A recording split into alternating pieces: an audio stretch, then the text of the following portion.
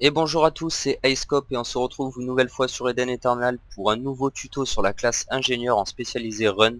Donc vous êtes nombreux à m'avoir demandé une petite vidéo tuto sur cette classe justement pour pouvoir run efficacement. Et donc la voici, je vais vous donner mon point de vue sur cette classe. Donc les stuffs à utiliser, les talents de classe, les certificats et compagnie. Je vais vraiment vous donner mon point de vue. Après bien sûr libre à vous de faire autrement. C'est mon point de vue personnel. Donc on va attaquer tout de suite. Je vais vous présenter rapidement un petit peu, me faire une petite intro sur cette classe-là. Donc qu'est-ce qui différencie cet ingénieur par rapport au bard? Eh bien déjà il sera beaucoup plus rapide. Pourquoi? Car son sort principal est la bombe à huile. Donc si vous vous souvenez sur mon tuto du bard, je vous avais expliqué que c'était le métal hurlant qui faisait les dégâts en run. Eh bien bombe à huile c'est un petit peu le même principe. Donc il fait des dégâts sur la durée, il est cumulable 3 fois comme vous pouvez le voir, inflige 222 points de dégâts par seconde dans un rayon de 6 mètres pendant 8 secondes, cumulable 3 fois. Donc c'est le même principe que Métal Hurlant, mais par contre vous avez également des dégâts directs avec cette compétence, que Métal Hurlant bien sûr n'avait pas. Donc quand on envoie la compétence, vous aurez des dégâts directs sur les mobs, je vais vous montrer ça rapidement et vous allez comprendre pourquoi l'ingénieur est beaucoup plus rapide que le bard en run. Donc à savoir, pour faire du slidecast avec son ingénieur, c'est-à-dire lancer les sorts tout en courant, il faut jouer à la souris. Mais par contre, il existe un bug pour enlever les animations, donc normalement, on n'a pas vraiment le droit de les utiliser. Mais bon, tout le monde le fait, je vois pas pourquoi on ne le ferait pas, étant donné que ce bug est vraiment exploitable facilement. Donc je vais vous le présenter également. Donc normalement, c'est pas vraiment conseillé de l'utiliser, mais bon. Donc normalement l'ingénieur en run se joue de cette manière. Donc vous voyez là, je spam la bombe à huile et vous pouvez voir qu'il y a des dégâts directs sur les mobs. Comme vous avez pu voir, ça faisait à peu près du 6k directement sur les mobs et les dégâts de la bombe à huile également sont cumulables sur la durée. Donc même principe que le bard plus les dégâts directs. Donc ça le rend beaucoup plus efficace que cette classe là. Donc ça c'était pour vous faire une petite présentation. Maintenant je vais vous montrer le bug qui coupe les animations pendant qu'on court. Donc vous avez vu que là il était obligé de faire des animations. Là je vais vous montrer ça. Par exemple là quand je me soigne, vous pouvez voir qu'il y a l'animation d'huile. Et donc pour couper ces animations, donc vous passez une fois robot là comme je viens de le faire. Je vais remettre ma santé au maximum. Vous repassez humain et vous repassez robot. Vous rentrez dans l'instance et votre perso sera buggé. Vous allez voir, il n'y a aucune animation maintenant sur mon sort de heal. Et vous allez voir qu'il est beaucoup plus facile de run comme ça. Je vais vous montrer ça rapidement. Hop, et vous voyez qu'il n'y a aucune animation. Ça rend...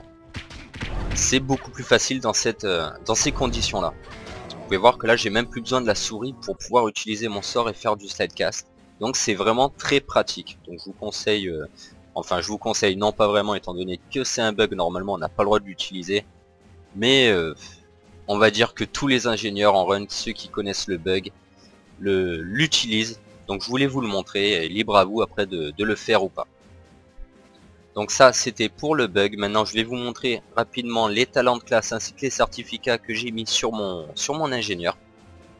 Alors à savoir que mon ingénieur, j'ai fait un stuff assez particulier qui consiste à faire le maximum de double attaque et de triple attaque. Après libre à vous bien sûr de monter votre stuff et vos certificats autrement. C'est plus ou moins une façon de jouer que j'apprécie pour maximiser mes dégâts, pour optimiser mes dégâts. Donc je vais vous montrer ça.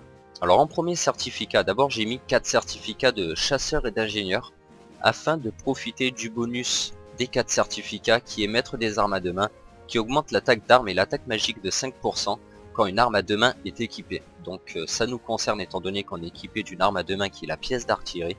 Donc vraiment je vous conseille en premier temps de mettre des certificats de chasseur et d'ingénieur afin de profiter de ce bonus. Donc mon premier certificat est lentille de contact au niveau 2 qui augmente ma précision de 15%. Donc c'est pas vraiment un certificat indispensable, la précision n'est pas si utile que ça en run. Mais bon, il n'y a pas vraiment quelque chose pour le remplacer, donc j'ai mis ça pour combler le trou on va dire. Ensuite, cherche faiblesse 2, donc un des meilleurs certificats pour l'ingé run. Il augmente les dégâts critiques de 20%. Alors donc il me semble que c'est un certificat de chasseur si je me trompe pas, voilà. Donc il est accessible à partir du niveau 40 pour avoir les 20%. Donc à savoir les certificats pour ceux qui ne le savent pas. Là, le premier certificat, vous l'avez à partir du niveau 10, niveau 20, niveau 30, niveau 40, niveau 50 et niveau 60. Ils sont classés dans l'ordre, donc tous les 10 niveaux, vous débloquez un certificat pour vos classes. Donc là, le cherche faiblesse de niveau 2, vous pouvez l'avoir à partir du niveau 40, et sinon en dégâts critiques plus 10%, vous pouvez l'avoir à partir du niveau 10 en chasseur. Ensuite, il y a dynamique des turbines au niveau 2, donc encore une fois un très bon certificat ingénieur qui augmente votre taux de critique de 10%. Donc il est accessible à partir du niveau 50 pour les 10%, sinon à partir du niveau 20 pour 5%. Ensuite, chasse au trésor, chance plus 10%. Donc la chance est un très bon bonus pour un ingénieur en run. Pourquoi? Car la chance augmente votre taux de critique. Et donc le taux de critique physique et aussi magique. Mais là c'est particulièrement le taux de critique physique qui nous intéresse en run. Donc encore une fois un très bon certificat de cette branche. Et là vous avez enfin vos 4 certificats de la branche chasseur et ingénieur pour profiter du fameux bonus. Alors ensuite mes deux certificats ici ce sont des certificats de double attaque afin de maximiser mes dégâts et optimiser mon ingénieur en run. Donc après libre à vous bien sûr de mettre autre chose.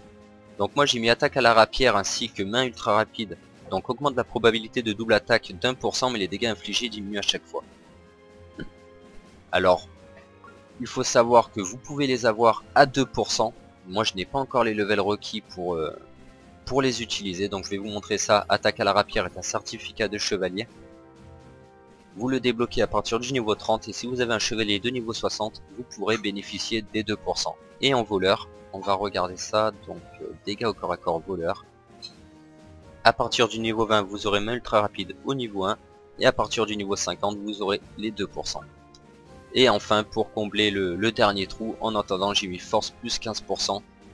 Donc je sais pas vraiment s'il y a mieux, je ne suis pas trop penché là-dessus. Mais bon, je trouve que c'est quand même un très bon certificat étant donné que la force va optimiser vos dégâts en ingénieur. La force va augmenter les dégâts de votre pièce d'artillerie, ce qui est pas négligeable. Donc j'ai mis ce certificat pour combler le dernier trou. Et grâce aux deux certificats de la branche voleur, vous avez également un petit bonus d'agilité de 2%.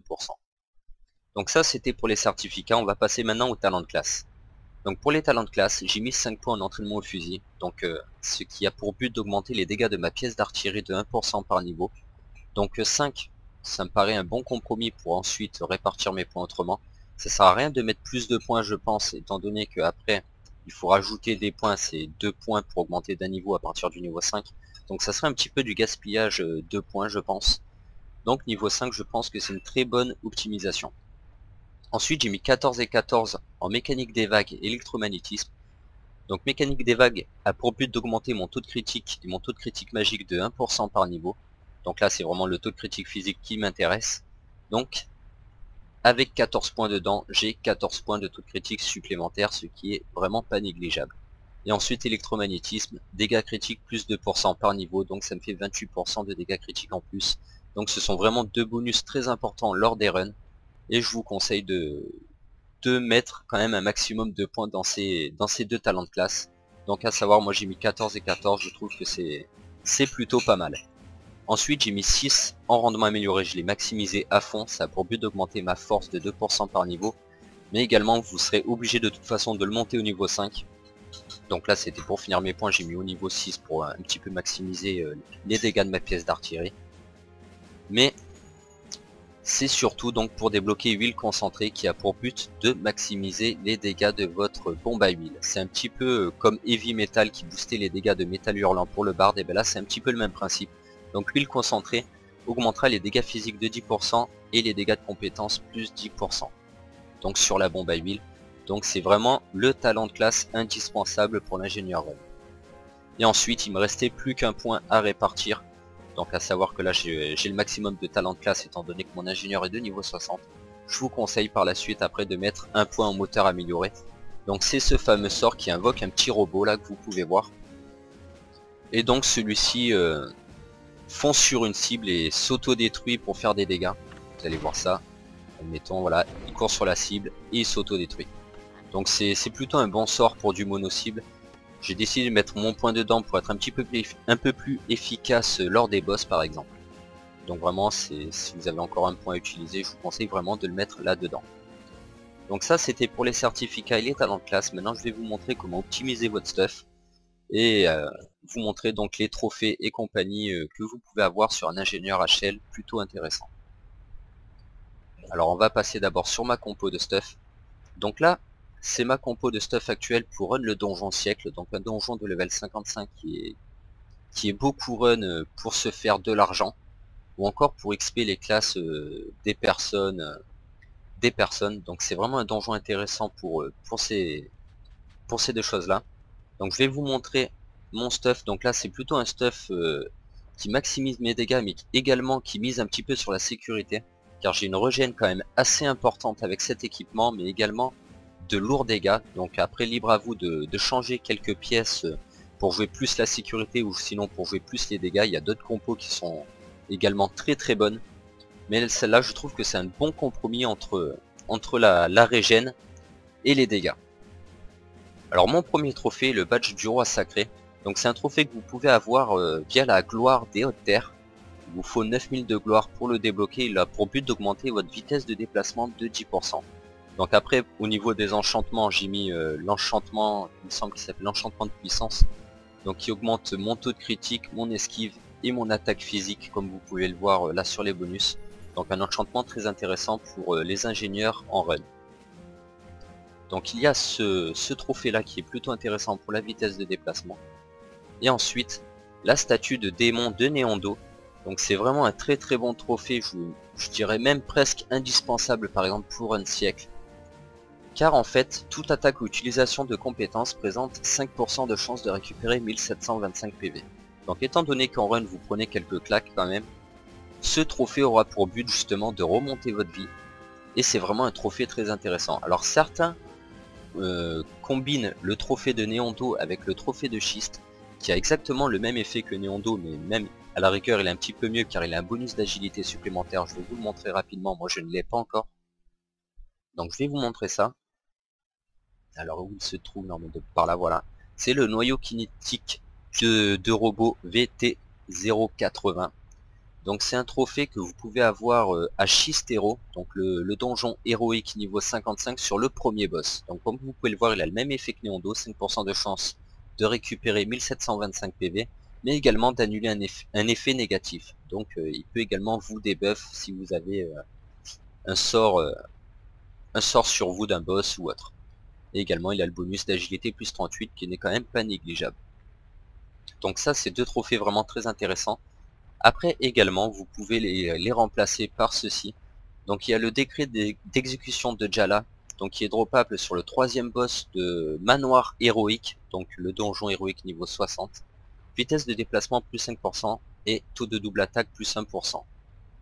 Donc il peut être intéressant éventuellement en run. Je le conseillerais plus pour un bard, mais éventuellement si vous voulez booster votre vitesse de déplacement, ça peut être un trophée assez intéressant. Ensuite il y a la griffe de bélier sanguinaire pour maximiser vos dégâts. Force plus 38 donc, qui aura pour but de booster les dégâts de votre pièce d'artillerie. Et chaque attaque présente 5% de chance d'augmenter l'attaque de 3066 pendant 8 secondes. Donc c'est quand même énorme. Ça dure quand même 8 secondes. Vu le tas de mobs que vous prenez lors des runs, il sera toujours actif plus ou moins. Vous aurez quand même 3066 d'attaque permanente quasiment sur votre run. Donc vraiment un trophée très intéressant pour maximiser vos dégâts également. Ensuite il y a le 9 de discipline de quad, pardon. Donc il est droppable, ah oui, la griffe de bélier je vous ai pas dit, c'est sur le deuxième boss, donc le bélier sanguinaire justement, de Crovenin héros, un donjon héroïque niveau 55. Ensuite il y a le 9 de discipline de quad, donc force plus 35, vitesse d'attaque plus 71 et chaque attaque présente 5% de chance d'augmenter le taux de critique de 213. Donc également un trophée intéressant que vous pouvez dropper à Fort Verdure héros sur le premier boss. Et ensuite, lourde chaîne de Bob Johnson qui a un petit peu le même effet que le 9 de discipline. AJ plus 41 et 5% de chance d'augmenter le taux de critique de 246. Droppable sur Bob Johnson dans le donjon manoir en normal. Donc pas l'héroïque, le manoir normal. Donc ça c'est pour les trophées. Alors là, comme je vous ai dit, c'est une compo de stuff qui marche plutôt bien. Après, libre à vous de changer par ces trophées ou encore d'autres si vous en repérez d'autres qui peuvent être efficaces. Alors ensuite, pour ce qui est des familiers, il y a le Kirin enflammé robuste qui est qui est plutôt pas mal car il a pour but d'augmenter les dégâts critiques infligés à la cible de 10%. Donc ça va augmenter grandement votre dégâts critiques. Donc il se trouve ici les stats. Ou sinon vous avez comme le Bard un familier 5% vitesse de déplacement qui peut être également très intéressant. Après pour ce qui est des anneaux, donc là il y a plusieurs possibilités également. Vous avez le cercle d'ouragan, donc un anneau obtenable via la gloire des codes de Hurlevent. Donc 5% de chance de récupérer 364 PV par seconde pendant 10 secondes. Ça va vous offrir une régène quand même assez importante. Donc il est plutôt intéressant. Et certains le couplent avec anneau du crépuscule polaire. Donc c'est un anneau de craft.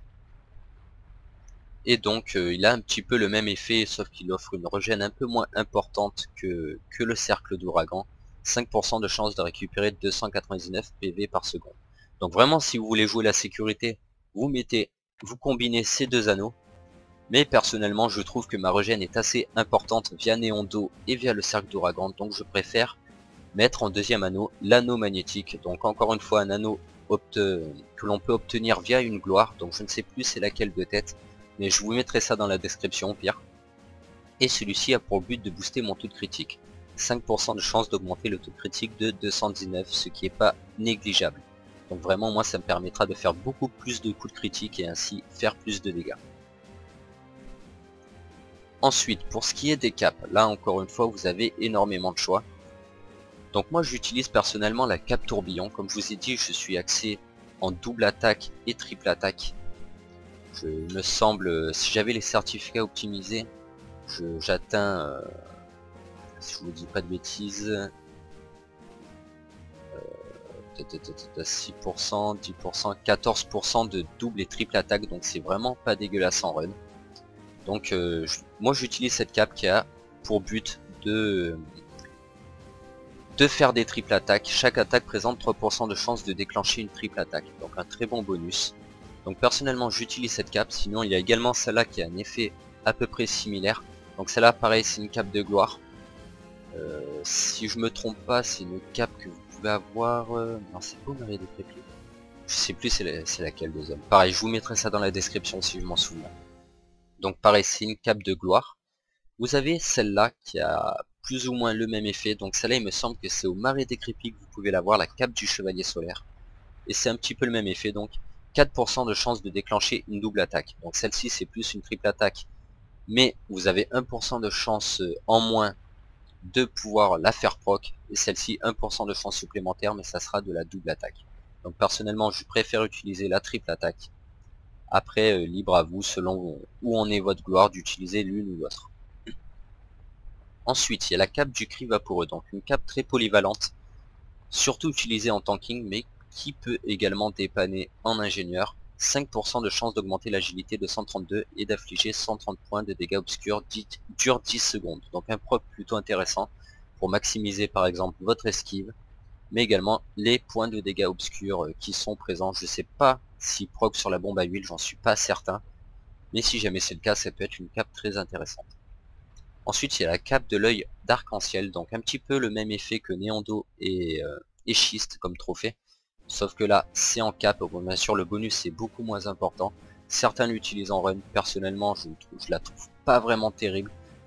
5% de chance de récupérer 702 PV à chaque attaque utilisée, donc à chaque bombe à huile.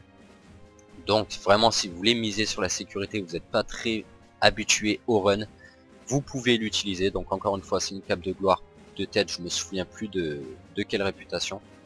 Donc la cape de l'œil arc-en-ciel. Donc encore une fois si vous voulez miser plutôt sur la sécurité plutôt que les dégâts, ça peut être une cape très intéressante. Et ensuite la cape planante que je vous avais présentée en Bard qui a pour but d'augmenter votre vitesse de déplacement de 5%. Donc bien sûr après en anneau vous avez également deux anneaux comme je vous avais montré sur mon tuto du Bard qui booste votre vitesse de déplacement de 5%, libre à vous après de faire des compos de stuff selon vos goûts et vos préférences. Donc ça c'était pour tout ce qui était bijoux. Ah non on n'a pas encore fait les colliers. Donc collier ondulant j'utilise personnellement. 3% de chance de déclencher une triple attaque, le même bonus que la cape. Donc ça fait 6% de triple attaque via ce stuff, ce qui est plutôt pas mal. Alors bien sûr après les colliers, vous avez le collier en plastique, un collier très polyvalent encore une fois qui est souvent utilisé au tanking. 5% de chance d'augmenter l'agilité de 165, donc d'augmenter votre esquive. Et la chance de 82, donc d'augmenter votre taux de critique. Un collier plutôt intéressant. Après je vous conseille pour tout ce qui est bijoux et compagnie, votre arme. Pour les enchantements, mettez le désenchantement taux de critique, c'est vraiment ce qu'il y a de mieux pour l'ingénieur en run. Ensuite il y a le collier des pieds agiles, donc je sais plus si je vous l'avais présenté sur mon bard, donc il a pour but d'augmenter votre vitesse de déplacement de 5%, donc encore une fois si vous manquez de vitesse de déplacement, si vous en voulez un peu plus, ce collier peut être très sympa. Et il y avait aussi cet anneau que je vous ai pas présenté. Chaque attaque présente 5% de chance de multiplier les dégâts reçus par la cible par 2. Donc si vous faites admettons un critique à 5k, vous aurez une chance, si l'anneau proc dessus, de faire un critique à 10k au lieu de 5k, donc c'est plutôt intéressant. Ça peut être un bon anneau pour maximiser vos dégâts. Donc voilà, là cette fois-ci on a vraiment fait le tour des trophées, des petits équipements et compagnie, on va passer à l'armure.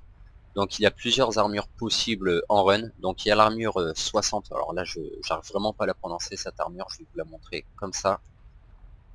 Donc où elle se trouve, on va essayer de la trouver rapidement. Donc voilà, c'est celle-là.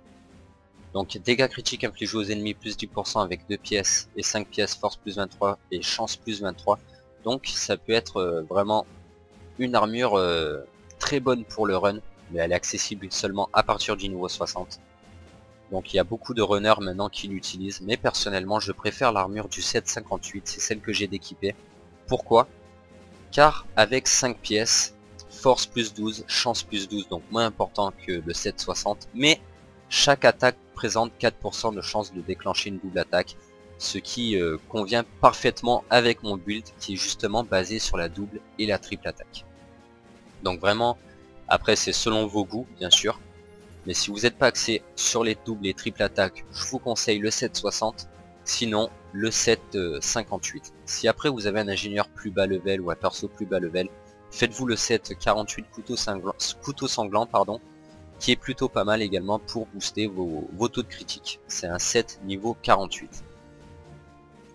Donc ça c'était pour l'armure. Maintenant on va vite fait faire un petit récapitulatif des armes de l'ingénieur en run. Donc pièces d'artillerie. Donc si vous avez un ingénieur, du moins un personnage de niveau 50, je vous conseille vraiment cette arme là, cette pièce d'artillerie là, le pistolet-flamme du seigneur de guerre. Pourquoi? Car chaque attaque présente 5% de chance de multiplier les dégâts reçus par la cible de 2.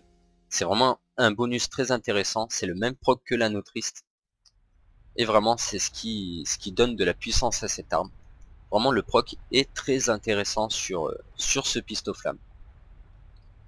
Après si vous êtes de niveau 55, il y en a certains qui ont monté justement cette arme, la lueur glacée de platine. Et justement ils se sont rendus compte que justement ils s'étaient trompés, ils auraient mieux fait de monter l'arme 50. Pourquoi? À première vue on dirait que le bonus est similaire, mais non en fait pas du tout. Je vais vous lire la description. Les attaques normales présentent 4% de chance de déclencher une double attaque. Donc ça paraît plutôt pas mal, mais en fait non pas du tout. C'est vraiment les attaques normales qui présentent 4% de chance de déclencher une double attaque, et non pas vos sorts. Donc ça sera seulement l'auto-attaque qui aura une chance de proc une double attaque. Donc vraiment le bonus est plutôt orienté sur un ingénieur spécialisé en mono-cible, donc avec de la vitesse d'attaque admettons. Mais c'est vraiment pas une arme optimisée pour le run. Le pistolet-flamme du seigneur de guerre, lui, c'est vraiment chaque attaque qui présente 5% de chance de multiplier les dégâts reçus par la cible de 2. Donc vraiment chaque attaque, donc forcément bombe à huile peut proc sur l'arme. Non, enfin du moins l'arme peut proc sur bombe à huile, pardon. Et ensuite, si vous êtes de niveau 60, vous aurez la tempête lonique. Donc encore une fois une très bonne arme. Elle a le même bonus que le fameux collier en plastique. Donc elle augmente l'agilité de 165 et la chance de 82. Donc encore une fois, si vous voulez de l'esquive et du taux de critique, ça peut être également une très bonne arme. Et je la trouve quand même un petit peu mieux que le pistolet-flamme de seigneur de guerre. Pourquoi? Car même si je préfère à la rigueur le proc du pistolet-flamme, il y aura une plage de dégâts quand même beaucoup plus importante sur la tempête lonique. Et ce qui lui donne quand même un léger avantage par rapport au pistolet-flamme. Et donc voilà, on a fait plus ou moins le tour. Après pour ce qui est du trait héroïque, bien sûr il vous faudra, pour maximiser vos dégâts, chance plus 10% et dégâts critiques plus 10%. Donc là c'est vraiment dans le but d'optimiser vos dégâts. Et donc voilà, avec mon stuff actuel comme vous pouvez le voir, voici mes stats. Donc là j'augmente, j'ai une attaque physique de 18 300 via cette arme là, le pistoflamme du seigneur de guerre. Je monte à 21 000 il me semble avec l'arme 60. Donc c'est plutôt pas mal, j'ai quand même pas mal de dégâts critiques. J'ai eu de la chance d'avoir un bonus de dégâts critiques sur mon pistoflamme. Et donc je trouve vraiment que c'est une compo plutôt sympathique pour le run. Donc après libre à vous de modifier quelques pièces selon vos goûts. Mais je trouve que c'est quand même une bonne compo pour jouer sécurité et dégâts. Donc j'espère que ce petit tuto vous aura plu. Je tenais encore à vous remercier pour tout votre soutien. La chaîne a maintenant atteint les 23 000 vues avec un peu plus de 330 abonnés. J'ai encore énormément de mails de MP en jeu de soutien et ça me fait vraiment plaisir, ça me motive à continuer, donc je vous remercie encore. J'espère que cette vidéo vous aura plu, je vais vous laisser sur une petite vidéo de gameplay sur l'ingénieur à siècle. Et je vous dis à très bientôt et merci encore.